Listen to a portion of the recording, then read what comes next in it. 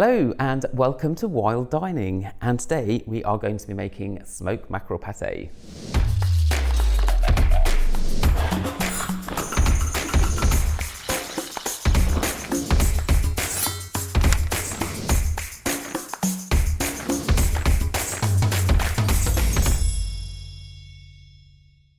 So we're currently filming on location in Lynton, mainly because it's so beautiful down here, and I feel it's really important when staying in new places to make sure that you're buying locally, because I think there's that kind of idea that everyone just stops in Sainsbury's on the way down here and contributes nothing to the economy, which is not a great way to support local, is it really? So the smoked mackerel that I've got here is from the fishing van that comes on Tuesday mornings in Lynton, and also the ceramics that we've got here are produced by a local guy called Russell Kingston. But yeah, I find kind of when I buy things on my little travels, when I kind of use them when I get back home, I feel like I'm bringing that kind of travel happy energy back into my kitchen. We've also got lemon, spring onions, cream cheese. I would go for full fat cream cheese, but you can use the lighter version if you want. We've got capers, pickled, and chilli, garlic, and also some wasabi paste. So without further ado, I'm going to get on with making my smoked mackerel pate. Game show! I'm turning into Les Dawson. I'm not turning into Les Dawson. This is a really easy job. You just need to remove the skin and then also pull any bones out as well, any obvious kind of clear ones, which I do find with supermarket mackerel, actually, there's a lot less bones than there used to be.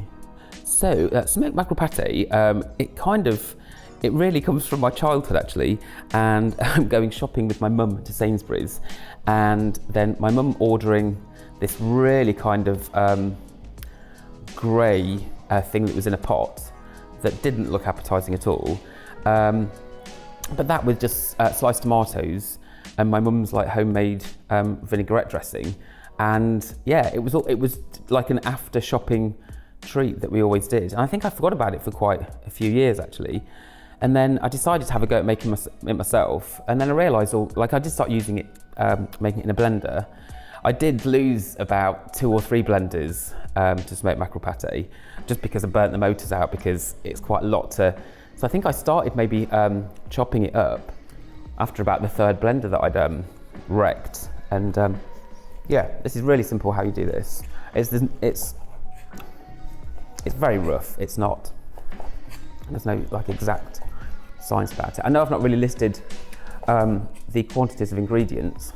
I went with about approximately 300 or 400 grams of smoked mackerel, but it is one of those recipes where you can kind of adjust it. I've never once measured the amount of ingredients that I use, because you just don't really need to. It's not like baking where the science is important. Oh yeah, over the years I've kind of added ingredients. I think the basic smoked mackerel pate that used to have long ago, pretty sure it was just smoked mackerel blended with cream cheese. There might have been maybe some black pepper in there. There would definitely have been a little bit of horseradish. And I do sometimes use horseradish if I can't get hold of wasabi, but wasabi's got quite a kick to it, and it feels like it's a more modern ingredient, so I think I quite like it for that reason.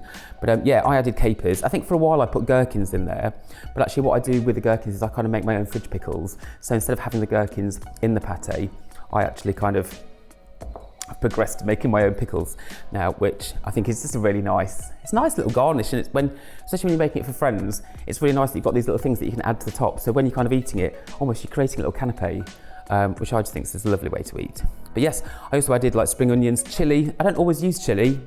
I quite like it's got a bit of flecks of red in it, and it depends who you make it for. If you've got friends that are a bit scared of chilli, you just not tell them, to be honest. They probably will like it anyway. People are a bit funny like that. And yeah, that's kind of lemon. Lemon, by the way, is really essential because it cuts through all the fat that's in the smoked mackerel, and you would miss it if it's not there. I think with this recipe, I've kind of maxed it out a little bit on things that I can add. I think for a while I added parsley to it as well, which is really nice, but I just think it's just not really needed. But it does look quite fancy if you've got some big chopped up leaves of parsley going through it. Right, have to be careful when you've got greasy fingers, and spring onions and knives. Right, we are, look at a lovely green. And also, if you can, try to use the whole onion. I know a lot of like chefy people just like the white bits, but you know, in the world of sustainability being buzzwords, let's use more.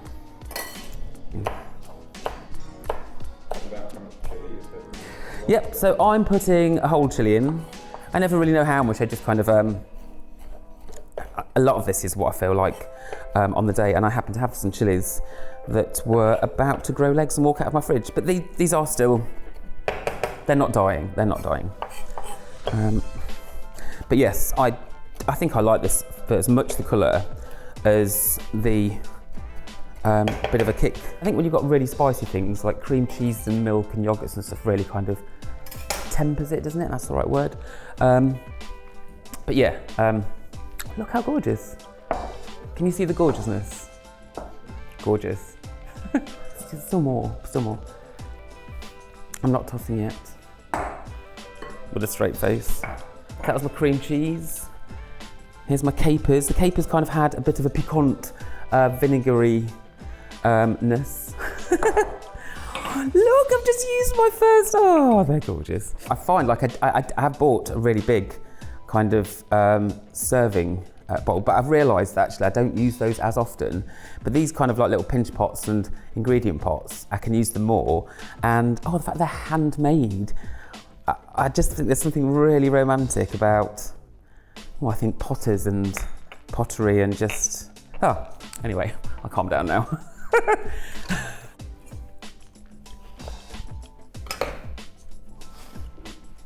My favourite lemon reamer, and I bought this from Topsham Market when I was there with friends about this time last year, and I didn't realise how much I needed a lemon reamer in my life. They really get loads of juice out. They also get lots of pips out as well, so make sure you go back and fish them. A large squirt of wasabi. That's about, maybe about half a tablespoon. Obviously, if your nose burns and air comes out of it, you've put too much in, unfortunately for you. I mean, there's quite a lot of fish in this because obviously it's smoked mackerel pate. But I just think it's nice that you've got lots of key ingredients that, like, you know, spices, like onions are, you know, quite strong tasting, but they all kind of go together to just give it a really nice rounded but exciting pate, I think. Yeah, and I think when you're kind of getting lots of vegetables in there, I just always feel good thinking there's more vegetables and stuff. I'll tell you a little bit more about wild dining actually, because I haven't really, well, it's a whole chapter that I'm writing about. And wild dining is about taking really nice food with really nice people to really nice places outdoors. I think one of the first times I did it was with a friend, Karen, and I took her to Bradgate Park. There was one bench that I know is there. It's not a picnic area, it's just happens to be one bench at the top of the hill surrounded by trees, really beautiful views. And I took lots of kind of Tupperware, and I'm pretty sure it was like toasted sourdough with a mint and pea crush and then a burrata on top. So it was like restaurant food, but out, you know, somewhere beautiful. And I think at the end of eating, Karen said, oh, I've got to feel like I've been on holiday. And I think to have like a meeting, because we work together as well, so we're often talking about work and catching up, as you do with, like, you know, good colleagues. And but it was really nice that she felt like she'd been on holiday. And I kind of thought that's when the term wild dining in my head and out of my mouth became a thing, because it's not just taking like a floppy plastic sandwich from the supermarket. I mean, I think it's still important to get outside and connect with like nature and the countryside. But I think if you're taking really beautiful food there, you're kind of creating an occasion.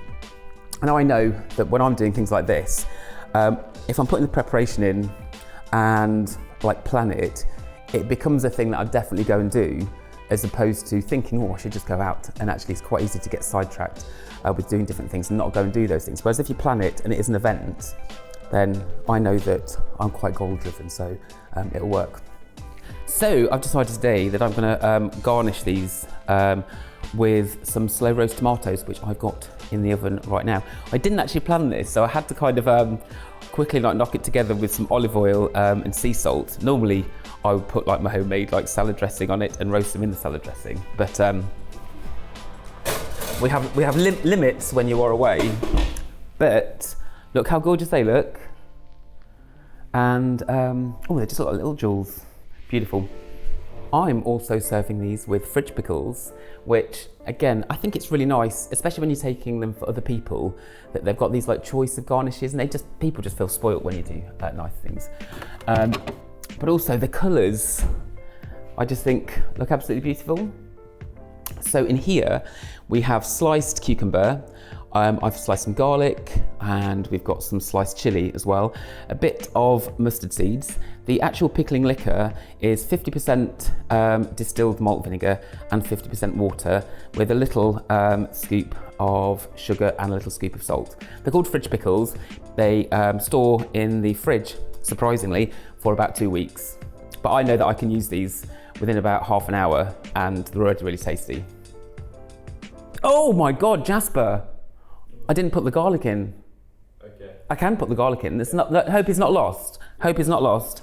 This is live television after all. I mean, it's not live television actually, but I'm going to pretend it is. So I've got I don't know if this grater has got a special name.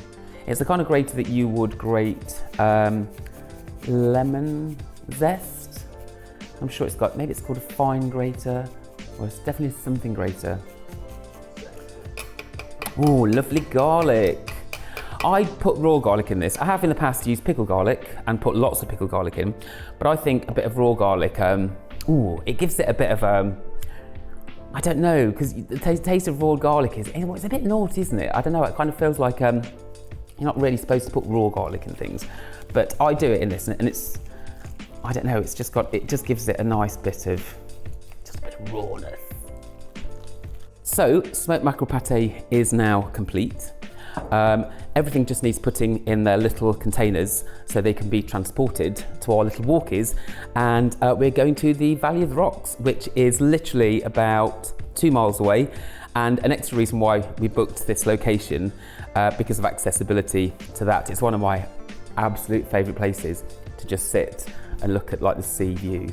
Well, it did make me laugh. Someone recently said like, oh, where's that place that's your favourite place in the world? And I was like, where's my favourite place in the world? And I couldn't really remember. Valley of Rocks.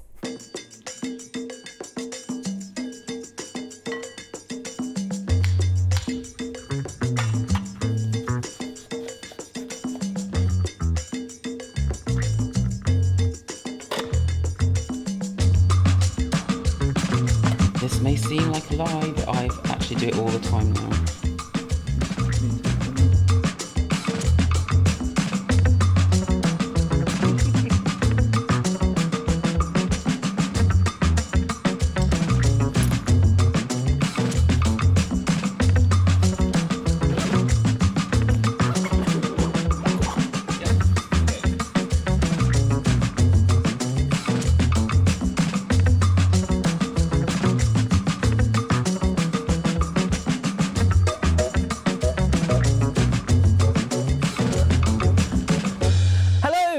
Welcome to the Valley of Rocks. 1, 2, 3.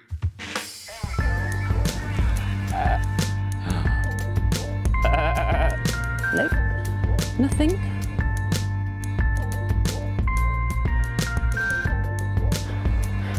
Gorgeous. This is what wild dining is all about.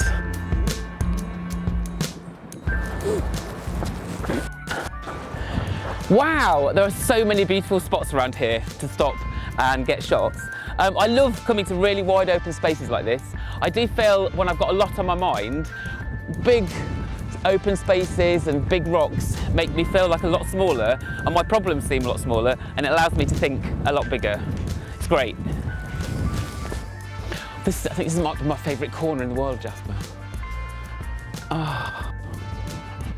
It's filled with all sorts of promise, isn't it? I don't think you're a bit too comfortable there. What do they look like before they attack you with those massive horns? Probably time to go.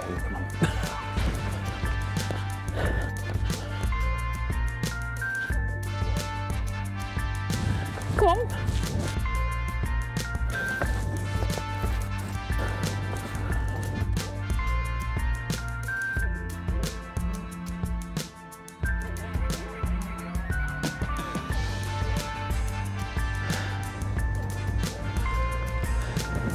It's time to eat.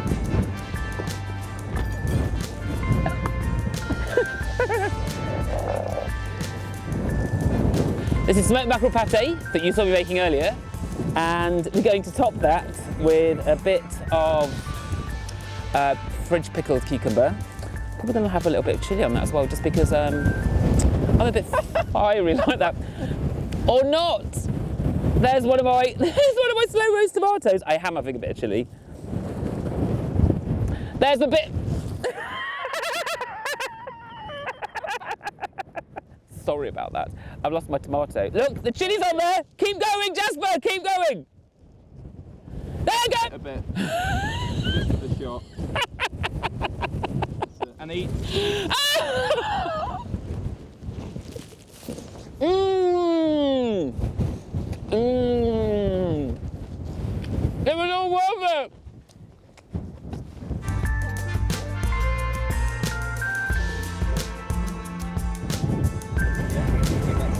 Yep.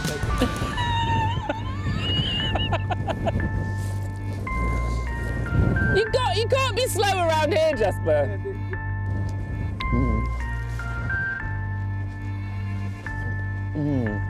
Right, I'm going to carry on eating. Thanks for joining me. Bye.